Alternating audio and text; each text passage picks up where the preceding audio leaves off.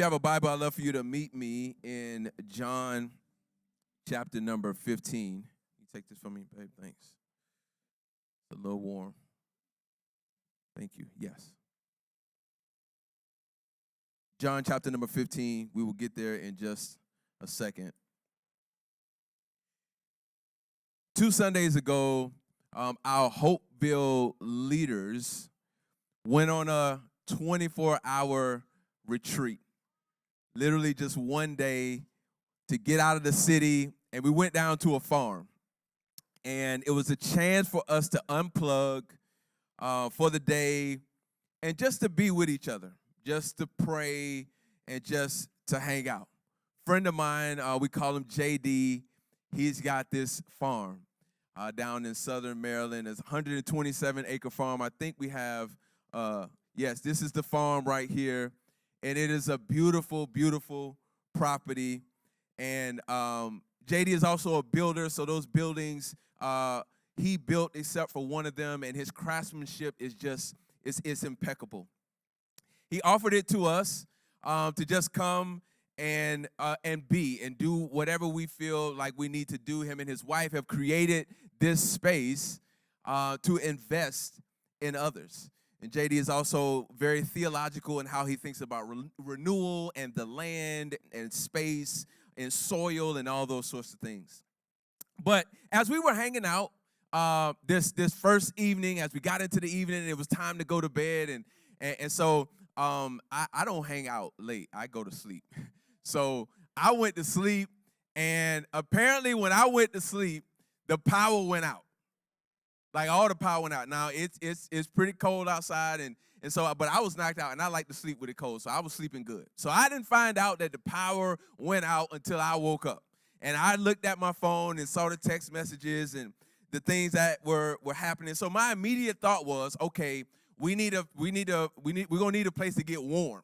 So I went to the pool house where we had been hanging out the night before and got a fire going, which is one of my favorite things to do. So I got a fire going. Pastor Carl helped me get some wood, and we got the fire going, and it was already still a little warm in there. So I said, hey, no matter what happens, at least the team can have a warm place that we can come to. So we're trying to figure out what happened. I'm investigating. I got the fire going, so I'm looking at all of the switches and going in the basement in one of the buildings, and we couldn't figure it out. I texted my friend JD, texted his wife, Derek, who is one of our leaders, found an emergency contact list. I'm texting those people, nobody responding. And I'm like, okay, I don't know what's happening here. I finally got a call from JD. I'm like, yes, all right. The problem is that JD is confused too as to why the power is out. We go to I go to the main box, and he tells me what to do. He said, check this, check this. Everything is normal, but the power is out. Property manager arrives. He doesn't know what to do. So I said, well, hey, well, you know what? The pool house is warm. We're going to gather, and we're going to proceed and just do what we came to do. And I started thinking to myself how we've got these nice accommodations. I mean, nice furniture and carpentry and all of these nice spaces that are just cold buildings without power. And when I thought about it, I began to reflect upon how we have oriented our lives around a power source. And our dependence on this power source is critical. If we don't have it, our food is going to go bad. We're going to be cold, or we're going to be hot, or whatever the case may be. As a matter of fact, when we were at JD's spot, the water was even impacted. Like, the water wasn't even running because the power was out. I'm like, this is going to be a get out of Dodge real quick situation. We couldn't do anything and produce anything without power, and if we did, I mean, it was going to be minimal of what we could actually produce. The reason why is because everything on that property and everything in our lives is designed around a power source. As a matter of fact, we're in the electric age now, electric cars and electric tools and all of these things that run on battery. You know the number one question that we're often asking, how long is the battery life? We're comparing battery life because we understand the critical nature of a power source. So in this moment, I just relaxed, got our team together and said, hey, you know what? It is what it is. We're going to just do what we do. I had total confidence that everything was going to work itself out one way or another. And so we just did what we had planned to do. And about 45, 50 minutes into this activity that we were doing and enjoying ourselves, the power came back on. The power came on. The power company had been sent out to resolve the issue and restore it. And then the guys on the team, we went in the kitchen and we cooked breakfast. And it was all good. We kick off a new series this weekend called Primary. As we turn our attention to this idea that human design, like our design, is around a primary source. And we can't flourish and we cannot produce as we have been designed if we're not tapped into this primary source. And that situation that I just shared with you on this farm with our team is a real life example of what Jesus consistently gets at in the gospel. It's this critical understanding of a primary source and being connected to a primary source. He says that Jesus, our flourishing is directly connected to God. And check this. Jesus' fundamental purpose was the same purpose that the power company had when they showed up on JD's farm. It was to restore the power. Jesus' main mission is to restore a disconnection that happened with us and God and to put us in our rightful connected place with God and one another. So in John chapter 15 is one of these times where he's talking about this connection. He's talking about what it means to be connected to the primary source. And he's using a familiar metaphor of the time because he's trying to get his disciples and he's trying to get followers to understand what all of this means. So let's pick it up in John chapter 15, verse number 1. If you don't have a Bible, we'll have the words on the screen. Here we go. This is Jesus talking. I am the true vine, and my Father is the gardener. Every branch in me that does not produce fruit, he removes. And he prunes every branch that produces fruit so that it will produce more fruit. You are already clean because of the word I have spoken to you. Remain in me, and I in you. Just as a branch is unable to produce fruit by itself unless it remains on the vine, neither can you unless you remain in me. I am the vine, you are the branches. The one who remains in me and I in him produces much fruit because you can do nothing without me. If anyone does not remain in me, he is thrown aside like a branch and he withers.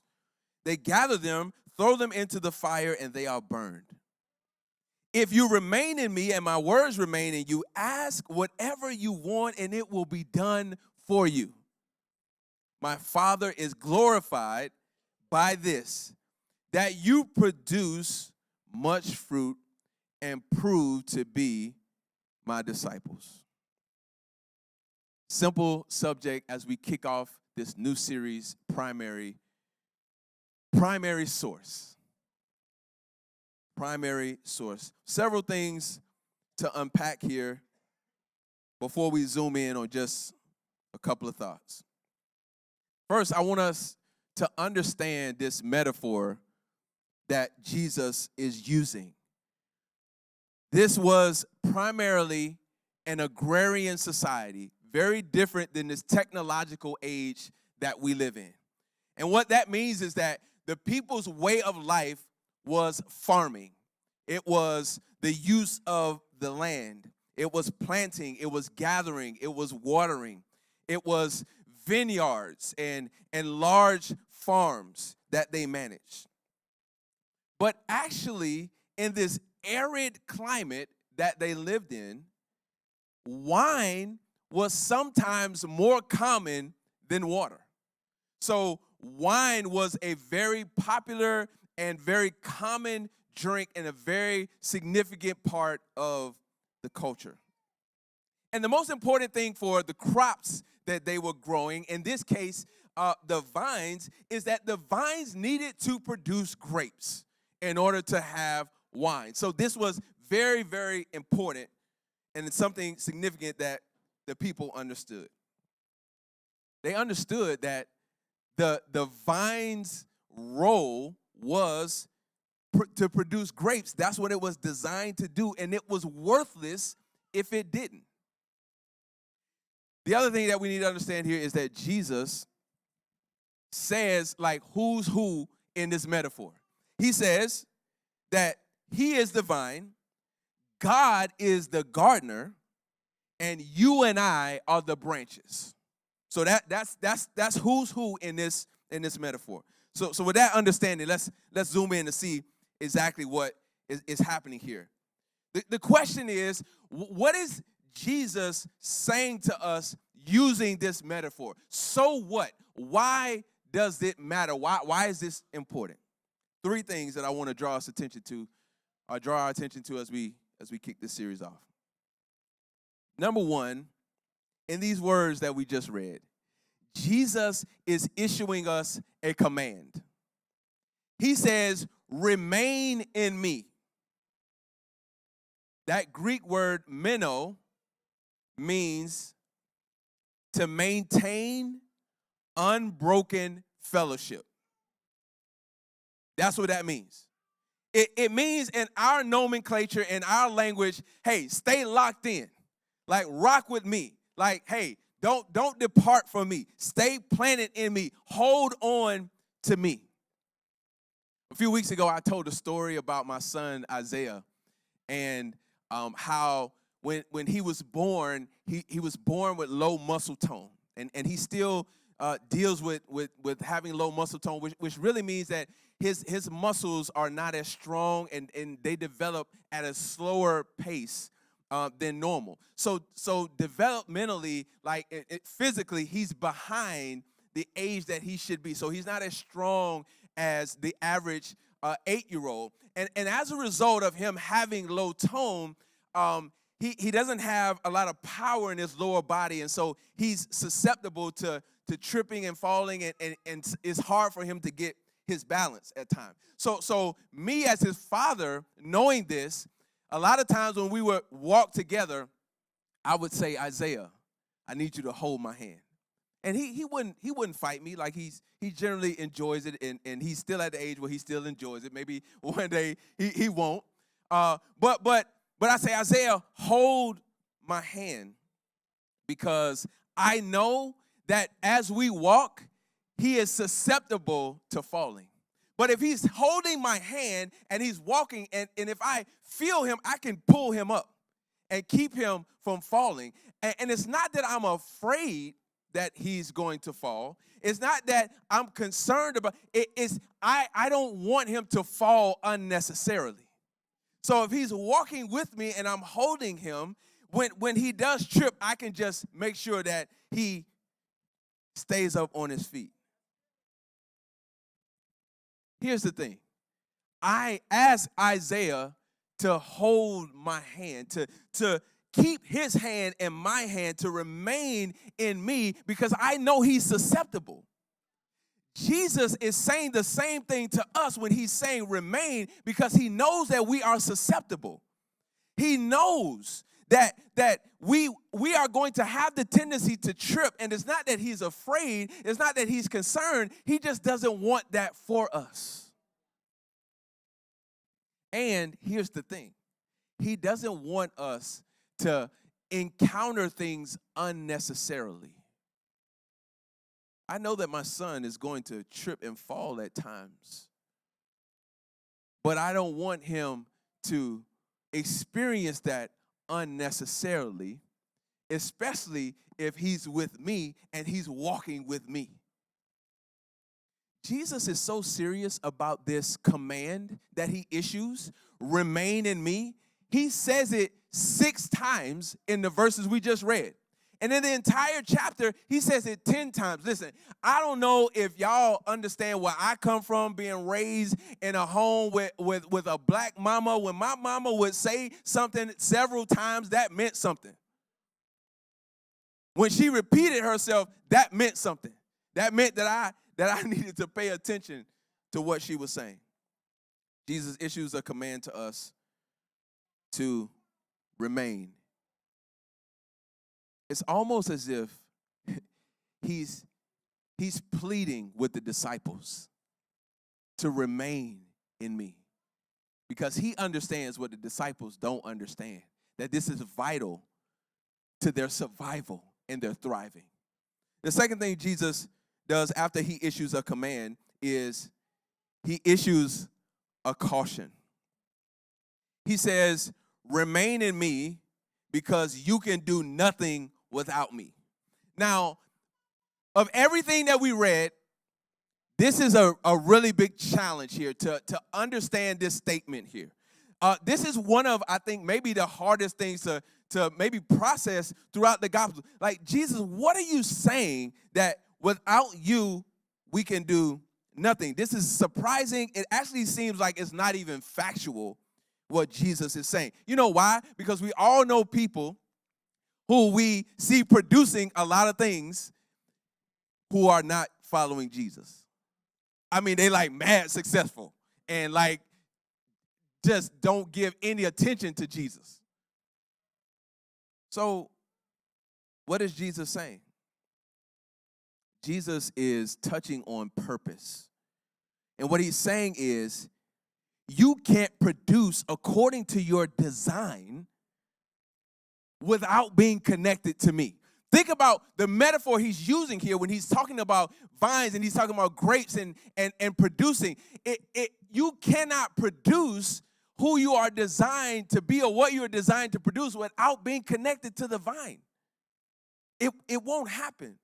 And he said, God is glorified when we produce according to his will. The branch is designed to produce grapes and wine, but in order for that to happen, it has to be connected. Our lives, let me tell you about our lives. Our lives are designed to produce love and joy and peace and perseverance and all of those things that are listed in the letter to the church of Galatia, that Paul says, hey, this is what the fruit of the Spirit is. That's what our lives are designed to produce. It's also designed to initiate beauty and to bear burdens and to restore brokenness. That's what our lives are designed to do. And aren't those very impactful and powerful moments for us when we're able to do that and experience that? The problem is we can do some of that on our own, but it's not sustainable. You know why it's not sustainable? Because we're selfish. Think about it. Like how we have been designed to love and to give peace and joy and to restore. And none of that is about us. It's about partnering with God in his workmanship to bring beauty and to bring joy to the world around us. But we have these selfish moments where we tired. Well, it's all about us. Oh, you know what? I tried that already. I'm not doing it anymore. If we're not connected to Jesus as our primary source, we cannot sustain those efforts. And Jesus says, I have to be your primary source for maximum fulfillment in your life. Right about here, I felt the need to take a quick detour and just kind of get in our business a little bit. Because I started thinking about what are the hindrances that keep us from making Jesus our primary source. And I really just landed on one and stayed right there because I think it's probably the number one thing for us. The number one thing I think that keeps Jesus from being a primary source for us is this right here. Don't, it ain't a lot of money. It's just like, but this right here, money. This right. Our minds are fixated on this right here. How we gonna get it, how we gonna keep it, how we gonna grow it, how we gonna stack it, how we gonna whatever.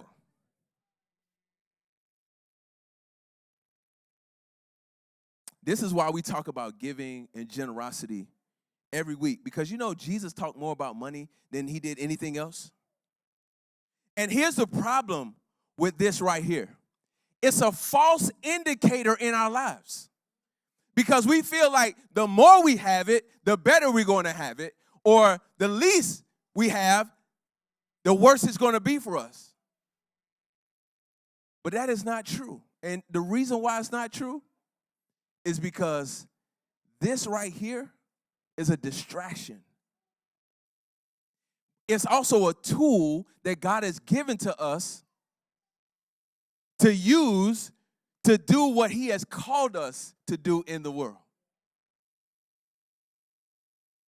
I mean, I heard a hip-hop prophet say, you know, more money, more problems. Oh, y'all know who that is. Most of you, if you don't ask your neighbor, they know.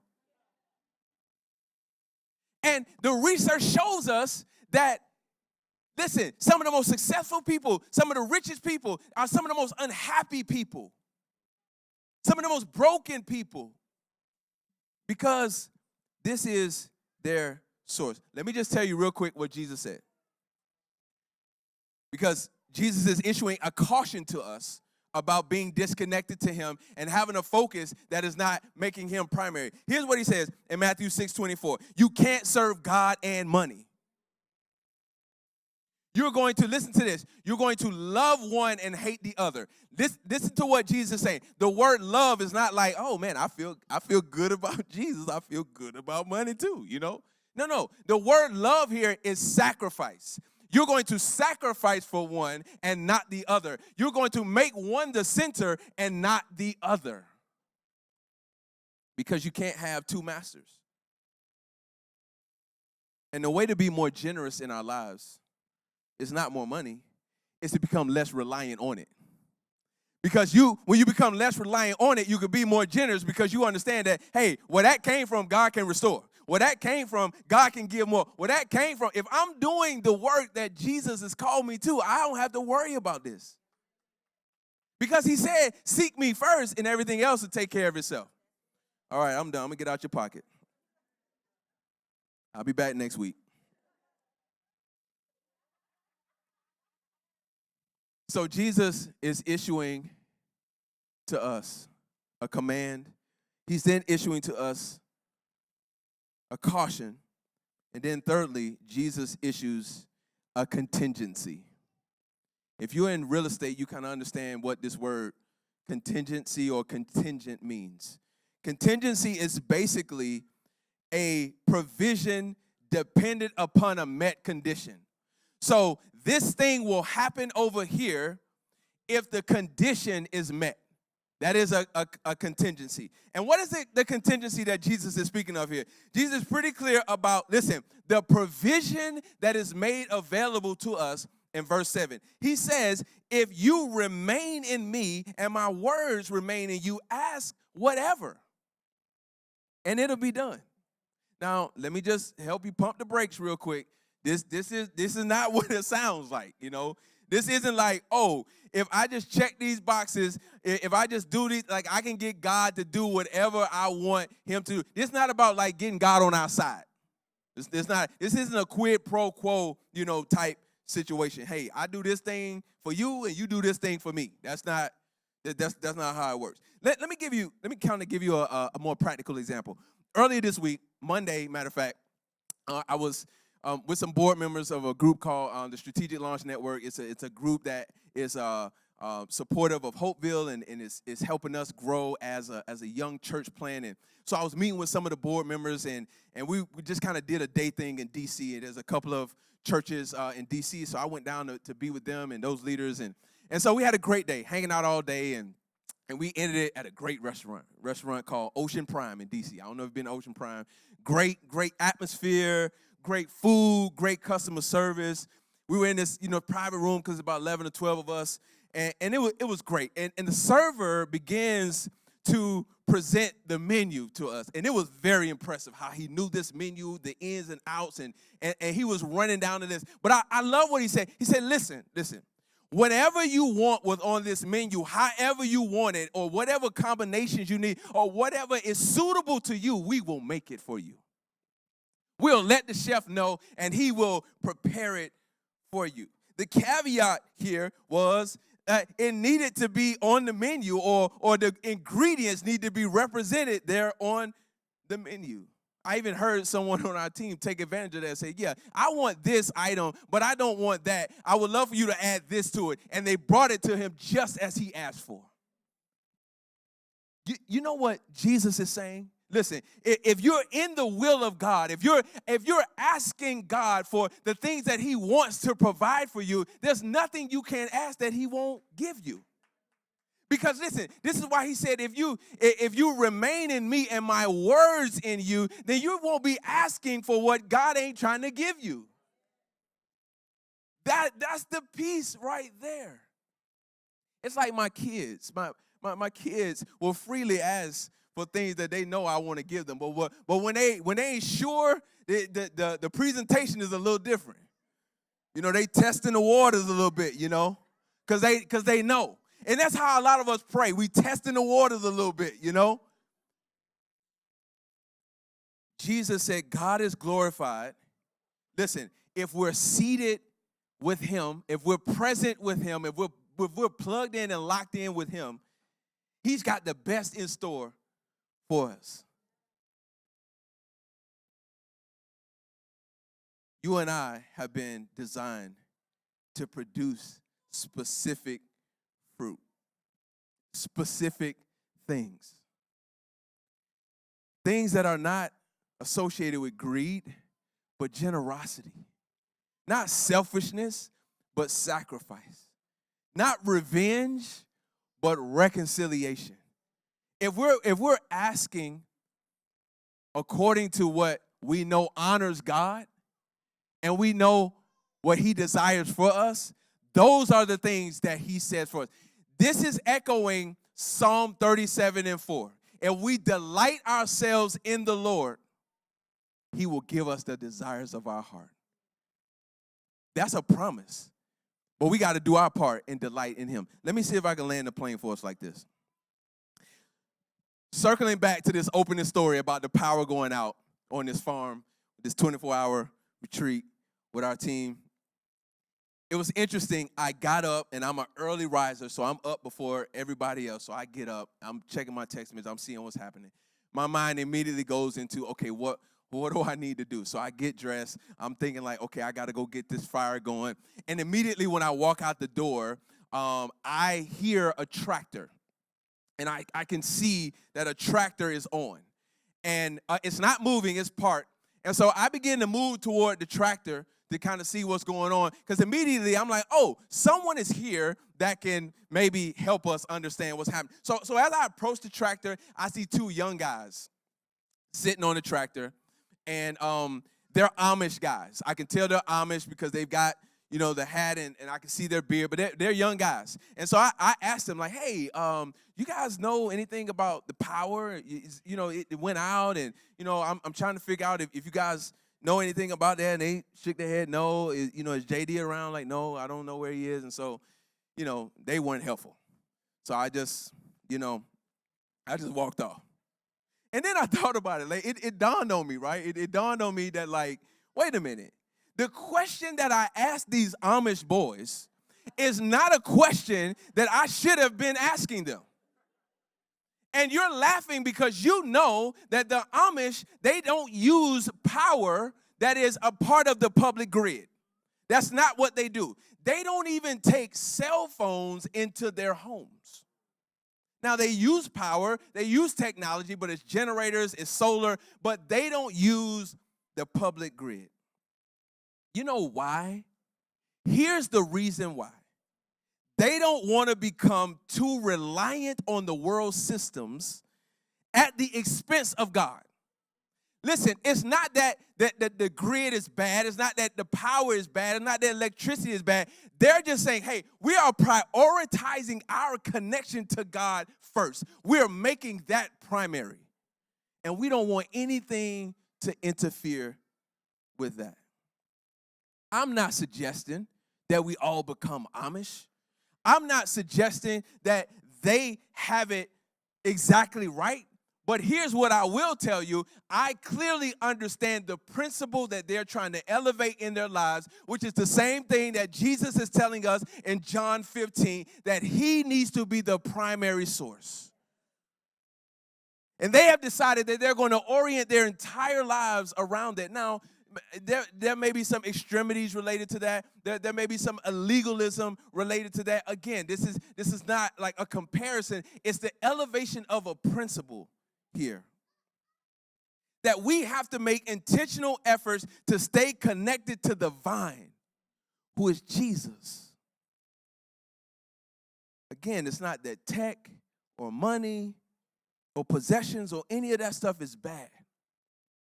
But it can be a distraction if we allow it to be. If we give it more attention than we give God. That's called idol worship. And if there's anything that frustrates God throughout the scriptures, it is putting our attention on anything that is above him. Because he is greater than all and the creator of all, and his desire for us is to flourish. So why would we give our hearts to something that's not him? This is why we regularly fast, we pray, and we seek God. It's us saying, God, we desire you more. So we start our day praying because we want to give our attention to God. We say, God, we're going to give you 1/10 of our money, which is called a tithe, because we want to be reminded that it comes from you, and that this little bit that we're giving, you can do way more with this 90% than we could do with 100% on our own. It's a reminder to us. We push our plates away and we don't eat because we're saying, God, you are our sustainer. And so our minds, I don't know about you, like when I'm fasting, my mind is definitely on God, because I'm hungry, and so it's reminding me of like why I'm doing. That's the whole point. So let me just give you these last few things and we're done. If we make Jesus primary, listen, he gives us some promises. Let me just give you the promises real quick. Number one, he says he'll give us rest. Matthew 11:28. Come to me, all of you who are burdened, and I will give you rest. If you make me primary. He says, I will give you fulfillment. Matthew 5:6. Those who hunger and thirst after righteousness, you will be filled. And then in John 10:10, he says, the thief comes to steal, kill, and destroy, but I come that you might have life and have it to the fullest. Prosperity. He says in Mark 10:29 and 30, no one who leaves their family, who leaves their job, who leaves anything of comfort for my sake, you will receive 100 times more in this lifetime and the next. Help and guidance, John 16:13. The Holy Spirit will lead and guide you into all truth. We have help. And then finally, we have the victory, John 16:33. In this life, you will have trouble. But take heart, I have overcome the world. There's nothing you came in here with today. There's nothing you've been thinking about this week. There's nothing that has been weighing on you that doesn't fit into any of those promises. But Jesus said, if we make him primary, this is what is promised to us. And God is glorified by this, that we produce much fruit. And lastly, here's the thing. We get the benefit of not even having to grow the fruit. All we got to do is just get plugged in. And we get a chance to benefit from the fruit that Jesus produces, because he's the vine, we're the branches. All we got to do is stay connected, and the fruit grows on us. But as if we're connected to the vine. Question for you today is,